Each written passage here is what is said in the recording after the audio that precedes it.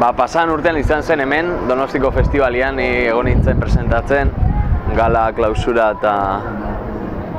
gala de apertura, eta hitz egin nun Jose Portelarekin, produkterarekin, zegoela pelikula berri bat, zegoela lasa eta zabala egiteko, eta bera proposatu zidan abokatua izatea, Inigo Irunen pertsonaia egitea, eta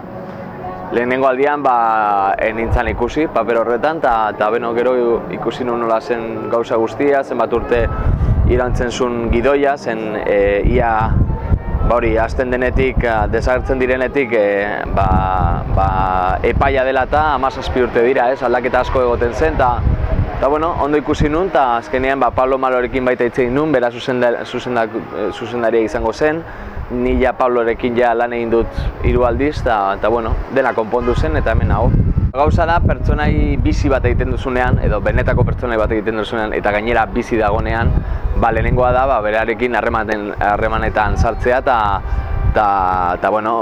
Inigo Irunekin egon nintzen isketan, eta baita zuzendaria eta gidoilariarekin, baina Inigo Irunekin egon nintzen isketan, igual 2-3 ordu, eta hitz egiten kasuari buruz, Lasa eta Zabala kasuari buruz, eta pixka bat ikustea nola ikusi zuen bera, nola ze gauzak izan zituen argitzeko, kasu argitzeko, eta horrekin konpondu nintzen pixka bat gidoia eramateko, eta gero egunero hitz asko zuzendariarekin eta gidoilariarekin. Holako pelikulak asko agertu behar direla, jendeak ezagutzen ez dituen historiak zineman kontatu eta gero jendea ikustea. Zinema egiten duena ez da dokumental bat, gu bizitza jartzen diogu eta sentimenduak sartzen dira barnean, eta ulertzen dugu zer gertatu daitekeen familiaren burutik edo nire pertsonaiaren burutik edo Galindoren burutik zer gertatzen zen momentu hortan. Eta jendea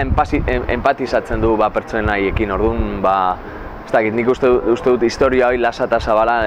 gure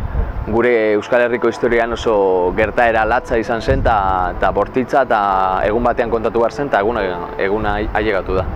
Gogorra da pelikula, baina gogorra da gertatu zena, eta egon zen pentsamendua esatea torturak agertu behar dira edo ez dira agertu behar, ez zen ere lana, baina nik Pablorekin hitz egiten nik uste nun dena agertu behar zela,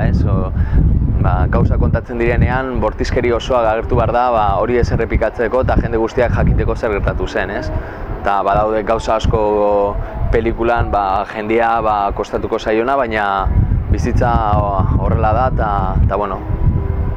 onena da izan zen bezala errepresentatzia. Nik uste dut kritika asko etorriko direla pelikulari, baina kritika politikoak, ez dira etorriko kritika sinematografikoak, eta etortzen badira, perfecto, ez da pelikula redondoa, bakigu pelikula oso ondo dagola, baina badauka akatsak guztiak bezala, edo ia guztiak bezala. Orduan kritikak sinematografikoak badira, ongi etorri izango dira, baina politikoak badira, hori konpondu bezatela parlamentuan. Euskal Zinema eta Espainia Zinemaren egoera ointxe bertan oso txarra da. Eta ez da bakarrik gobernua horren erruduna, gauzak aldatu behar ditugu, datorren urtean hemen Donostiko Zinemaldian egingo da kongresu bat, gauden zulotik ateatzeko,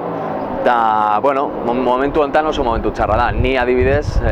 aurten bakarrik Lasa eta Zabala egin dut, eta ez daukat ezer en la rekamara, orduan kanpora banua, beste aktore bat kanpoa doana, ni Mexikora joango naiz datorren urtean lan egitera, eta hemen hobetzen direnean gauzak bueltatuko naiz. Mexikon badau pelikula bat dela Manuel del Buen Presidente, da pelikula bat koproduzioa Los Angelesekin, eta Salim Nayar da zuzendaria eta hasiko naiz urtarrilean rodatzen. Da Mexikar bat egin behar dut eta Mexikoko presidentea egin behar dut.